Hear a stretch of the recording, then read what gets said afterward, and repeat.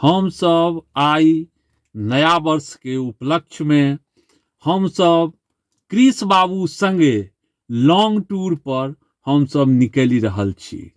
अहूँ सबके अंग्रेजी के नव वर्ष के हार्दिक शुभकामनाएं।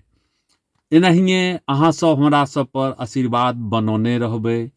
ई हमर अहाँ के पेज नहीं है, ई हमर अहाँ के एगो परिवार है। ई पूरा मिथिलांचल के ई गर्व के विषय है जे हमरा अहाँ सब एतेक प्यार दिलौं, एतेक प्रेम दिलौं, एतेक स्नेह दिलौं। यो कृष बाबू, हाँ। कतौ जाय छियै घूमो ले नया वर्ष में यो? अरे कतौ जाय छियै घूमो ले। कतौ जाय छियै? काली स्थान। काली स्थान जा रहल छथि कृष बाबू घूमो के लेल। और आगा आगा कृष बाबू देखेता हमरा रास्ता। एखन तो हम पाछा में बैसल छी, कृष बाबू मालिक रहथिन, हम ड्राइवर बन के कृष बाबू के गाड़ी चलेबनि। की कृष बाबू? हाँ। एखन तो हम कृष बाबू संगे छी। जहन कार ड्राइव करबै तहन बाजो में दिक्कत हैत, तैं कृष बाबू कहलथि है पप्पा जी कनी पछले सीट पर अहाँ कनी बैस जइयो। कहलिए ना ठीक छै बेटा, हम बैसे छी। अहाँ संगे छोट छीन एगो वीडियो बना ले छी।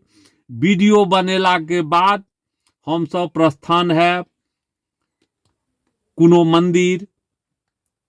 हम तो देखबा के वीडियो बनात। कथी ने देखलिए यो? वीडियो बनात हम देखबा ने केलहुं। वीडियो बनाते नहीं तो वीडियो तो बन रहल छै ना।